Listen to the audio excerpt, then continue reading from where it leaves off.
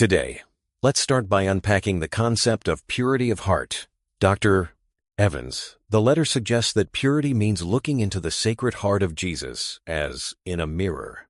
Can you explain what that metaphor signifies in contemplative prayer? Certainly. The mirror analogy highlights self-reflection through the divine example. In contemplative prayer, believers don't just imitate outward actions, but gaze inwardly, aligning their innermost thoughts and desires with Christ's love. This self-examination is deepened by prayerful meditation. So, is this type of prayer primarily about silence and introspection, or is there more to it? There's more. While silence and introspection are key, it's also about receptivity, making oneself open to the Holy Spirit. Over time, this openness cultivates the right disposition for receiving grace, much like preparing soil for seeds in a garden, which ties into our next metaphor. That leads us smoothly into the imagery of water and gardens the letter uses. Let's dive into that next. The letter draws on vivid images: sunlight and clean water, rivers, fountains, gardens. Dr. Evans, why are such metaphors powerful in spiritual teaching? Metaphors bridge complex spiritual concepts with everyday experience. For example, sunlight illuminating water reveals what's hidden beneath. In spiritual terms, contemplation shines light into our hearts, exposing both virtues and flaws for growth and healing. And the river metaphor, flowing love for all people, how does that shape our understanding of compassion? A river nourishes everything along its path without discrimination. Similarly, spiritual maturity involves letting love flow freely to everyone, regardless of status or background. Studies in social psychology show that practicing such universal goodwill reduces prejudice and enhances community bonds. Fascinating.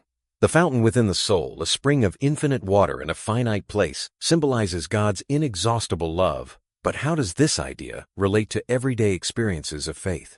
Even in our limitations, stress, doubt, or pain, the concept reminds us that divine love is always available, renewing us from within, like a garden perpetually watered from an unseen source. It's a powerful way to visualize resilience and hope. Building on the garden metaphor, the letter describes the heart as the center of being, where grace penetrates and unites will, intellect, and memory. How does this holistic view differ from other philosophical traditions? In many Western philosophies, the mind and heart are often separated: logic versus emotion. Here, the heart integrates all faculties. In Christian spirituality, particularly the Eastern Orthodox tradition, the heart cardia encompasses reasoning, desire, and memory, making it the true seat of the person. How does this integration affect spiritual practice and daily living? When the heart is open to grace, decision-making is informed by wisdom, compassion, and self-awareness. For instance, research in positive psychology links this integrated approach to higher well-being and moral action, since choices are guided by both intellect and empathy. It sounds like a safeguard against fragmentation, where intellect, will, and memory pull in opposite directions. Does spiritual practice offer tools to maintain this unity? Absolutely. Practices like the Jesus Prayer or Ignatian meditation repeatedly bring attention back to the heart, fostering harmony among our inner faculties. This unity is viewed as essential for spiritual maturity. As we transition, the letter warns that a heart full of darkness blinds the mind, or the nous, as Greek theology puts it. What does this blindness entail, and how is it overcome? Spiritual blindness means lacking discernment and direction. Without divine light, the spiritual intellect can't perceive truth or choose rightly, leading to confusion or suffering. It's similar to navigating a maze in darkness. Each turn feels uncertain and perilous. How does one welcome this divine light, practically speaking? Through ongoing prayer, humility, and acts of charity.